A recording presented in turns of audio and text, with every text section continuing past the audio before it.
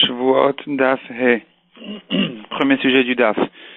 La Gemara ramène la machloket entre Rabbi Akiva et Rabbi. Qu'est-ce qu'on est d'Oresh du pasuk qui dit deux fois Vene Elam à propos de celui qui était tamé, qui a oublié qu'il était tamé et qu'il est rentré au Mikdash ou qui a mangé du Kodesh. Donc, la Torah dit deux fois Vene Elam. D'après Rabbi Akiva, on apprend de là qu'il s'agit de quelqu'un qui savait qu'il était tamé. Et après, il a oublié, et c'est à ce moment-là en oubliant, il a fauté. Une fois qu'il a su après, il amène un korban. Donc, d'après Rabbi Akiva, on apprend du Vene Elam, le savoir d'avant la faute. D'après Rabbi, la Torah n'a pas besoin de dire deux fois Vene Elam pour ajouter le savoir d'avant la faute. On l'apprend du sens simple du mot Vene Elam. Le mot Vene Elam veut dire il a oublié, donc forcément qu'il savait déjà. Donc Rabbi a une autre rachat de pasuk. Rabbi apprend de Vene Elam deux fois, une fois pour le cas où il a oublié qu'il était tamé, et une fois pour le cas où il a oublié que c'est du Kodesh ou du Mikdash. Donc revenons à l'explication de Rabbi qui dit Vene Elam veut dire par définition qu'il savait qu'il a oublié. La Gemara objecte un peu de quelques psukim cette explication de Rabbi, que Vene Elam, on voit que pas toujours veut dire qu'il y avait une connaissance de choses avant d'avoir oublié. Jusqu'à que finalement la Gemara explique que d'après Rabbi, il faut dire qu'il suffit une connaissance générale de la halakha, de savoir qu'un tamé en général, il n'a pas le droit de rentrer au Mikdash ni de manger du Kodesh. Si cet homme-là connaissait cette halakha-là, ça s'appelle qu'il savait déjà quelque chose. Et après, la Touma lui a échappé, il ne savait pas qu'il était tamé. Ça s'appelle déjà Vene Elam. D'après Rabbi, c'est considéré déjà comme une Yediya Batrila. Rien que le fait de savoir la halakha, même sans savoir qu'il était tamé, c'est considéré comme une Yediya Batrila qui le rend chayav de korban une fois que finalement après la faute, il apprend qu'il était tamé. Tandis que d'après Rabbi Akiva, il faut savoir mamash qu'il était tamé et après qu'il a oublié qu'il était tamé et à ce moment-là il a fauté.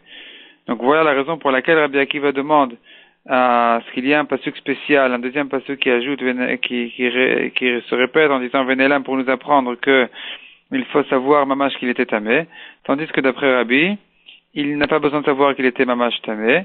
Rien que le fait qu'il savait en général qu'un tamé n'a pas le droit de manger du Kodesh et du Mikdash, et qu'il ne savait pas qu'il était tamé, ça s'appelle aussi Vene Elam. Deuxième sujet du Daf. Donc la Mishnah a dit, les sorties du Shabbat, celui qui a sorti un objet Shabbat du Reshut Echid de Reshut Harabim, eh bien, celui qui a fait cette melachala, il est chayav. Il y a deux cas qui en sont quatre. La Gemara explique, deux qui en sont quatre, dans les quatre, il est chayav.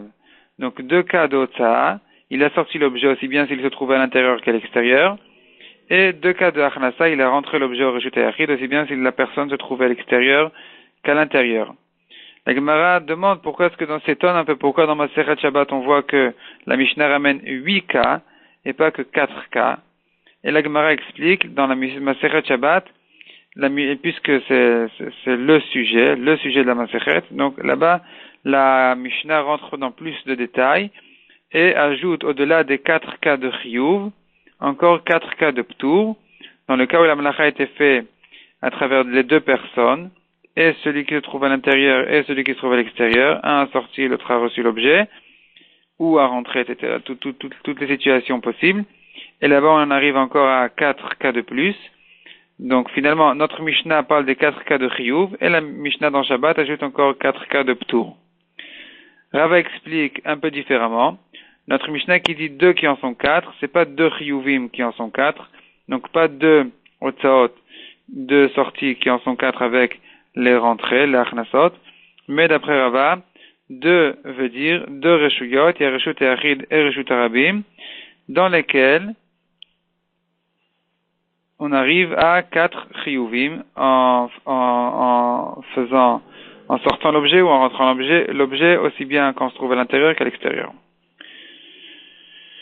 Troisième sujet, nouveau sujet du DAF. La Gemara ramène à ce qu'on a vu dans la Mishnah, Marot Negaim, les apparences de Tzarat, de lèpre, ils sont aussi deux qui en sont quatre. Et la Gemara ramène une Mishnah qui explique, qui rentre plus dans les détails, il y a deux Avot et deux Toladot.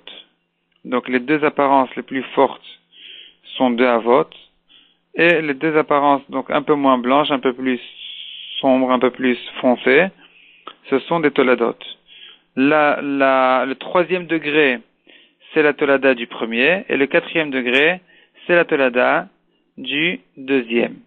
La Gemara explique que cette Mishnah-là, elle n'est pas adaptée à la vie de Rabbi Akiva. C'est la vie de Chachamim plutôt, car Chachamim pense, contrairement à Rabbi Akiva, Chachamim pense qu'on peut être associé deux apparences qui sont même éloignées l'une de l'autre. Donc la deuxième peut s'associer à la première pour en arriver au shiur de Tzarat, et la quatrième, donc je répète, la première Tolada va s'associer avec le premier Av, donc le troisième degré avec le premier, et le quatrième avec le deuxième degré.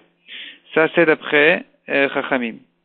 Mais Rabbi Akiva, il pense qu'on ne peut pas sauter de degré.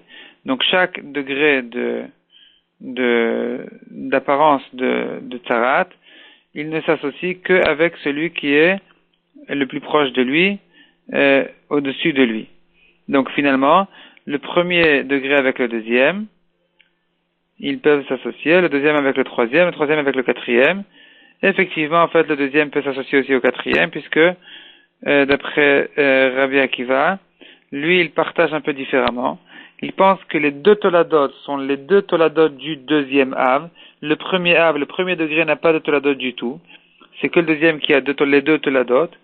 Donc d'après Rabbi Akiva qui pense que chaque degré ne s'associe qu'avec celui qui est un seul degré au-dessus de lui, il ne peut pas penser que la première tolada, donc le troisième degré, c'est la tolada du premier Av, parce que sinon il ne pourrait s'associer avec aucune apparence de Tzarat.